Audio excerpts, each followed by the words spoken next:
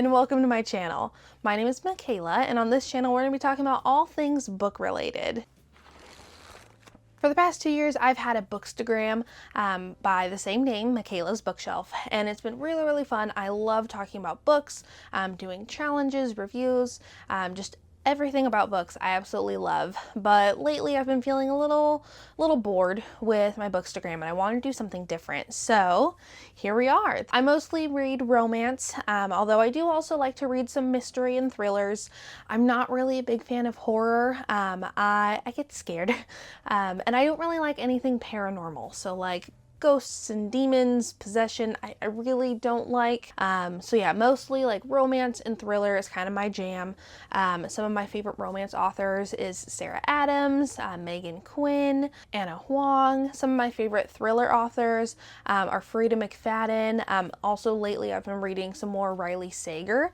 Really like his stuff too. I do a mix of reading some physical books. I also like to read on my Kindle. I have Kindle Unlimited. And then occasionally I do also listen to audiobooks, but not as much. For this channel, I'm planning on posting 2 videos a month, one roughly around the beginning of the month and one roughly around the middle of the month.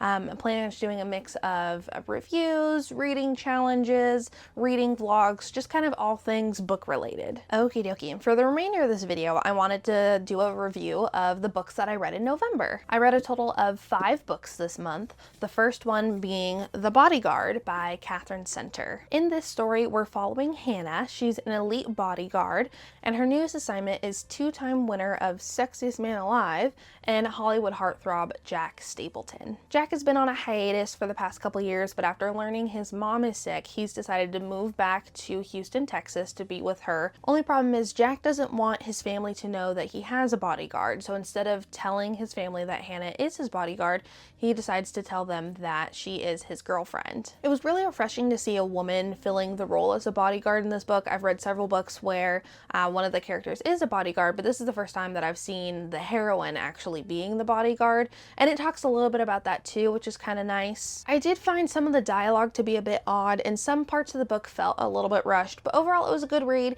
It's also pretty short, which is nice. It's 302 pages, so pretty quick to get through. This is the first book that I've read by Katherine Center, and I actually really like her writing, so I'll definitely be picking up more by her.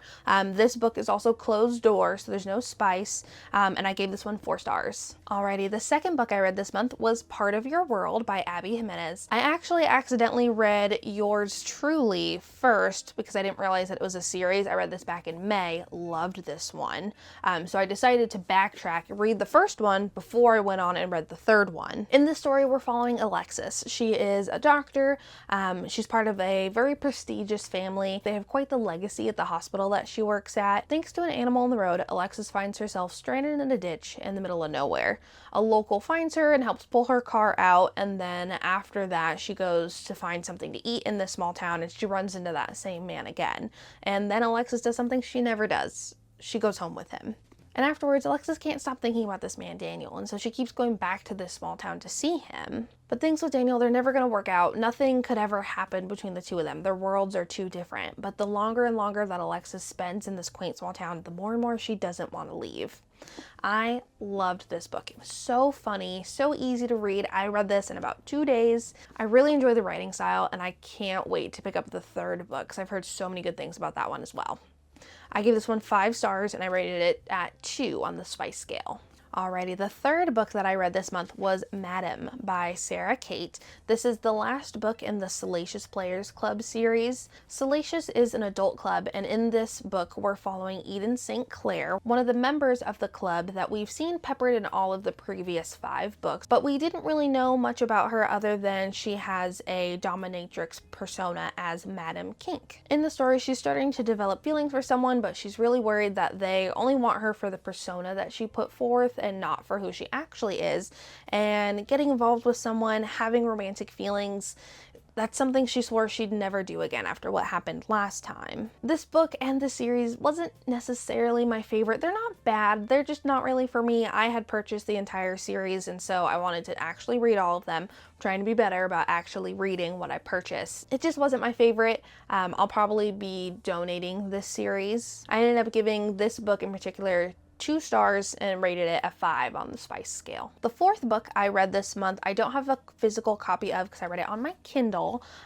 is Done and Dusted by Lila Sage. This was a super cute romance. I love small town romances, and this is also the first cowboy romance I've ever read. In this story, we're following Emmy Ryder, and she's hit a bit of a rough spot in her life. She thought she had everything figured out. She moved out of her small town, she went to college, she made quite the name for herself professionally racing horses. But after a riding accident, she decides she just can't do it anymore, and so she moves back home. And now that she's home for longer than just a quick weekend trip or just quickly for the holidays, she's starting to notice how much has changed about her small town, including her older brother's best friend. Something I really liked about this book is how much consent there is. Even just for kissing, they're always asking for permission, which we love to see. I really enjoyed this book. It was super cute. I'm really excited to read the second one. I've already downloaded it on my Kindle, but I haven't started reading it yet. I ended up giving this one 4 stars and rating it a 2 on the spice scale. The fifth book I read this month was The Pumpkin Spice Cafe by Lori Gilmore. This is one that I've seen online and I've seen people talking about it, but I never actually got around to reading it. After years of working in corporate America as a personal assistant, Jeannie is looking for a change, and the perfect opportunity presents itself when her aunt decides to gift her the Pumpkin Spice Cafe, which is a super cute small coffee shop in Dream Harbor. This will be the perfect, significantly less stressful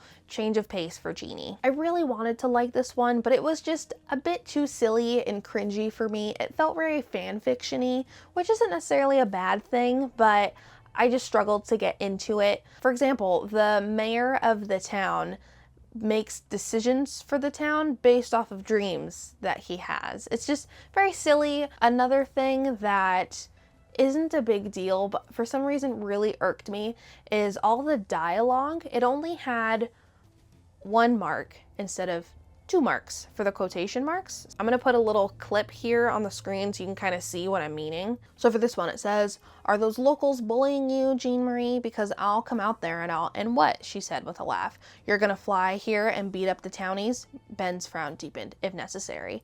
I don't know why it bothered me so much, but I just kept getting confused on if it was a conversation that I was reading, if it was an internal monologue, if it was description of what was happening, who was talking. I just really struggled to follow along with it. So not something that's a really big deal, but it just really bothered me for some reason. So overall, I gave this book 2 stars and I rated it a 1 on the spice scale. Alrighty, so that is it for this video. I think this one might be a little bit shorter. In the future, I'm planning for my videos to be somewhere between 10 and 20 minutes or so. Please leave a comment if you've read any of these books and tell me what you thought about them. Do you agree with my rating? Would you have rated them differently? And also, while you're there, please feel free to give me a comment on any other videos you'd like to see in the future. I'm so excited for where this channel is going to go, so excited to be posting more videos. So again, just one last time, thank you so much for watching. Thank you so much for being here, and I'll see you guys in a couple weeks. Bye.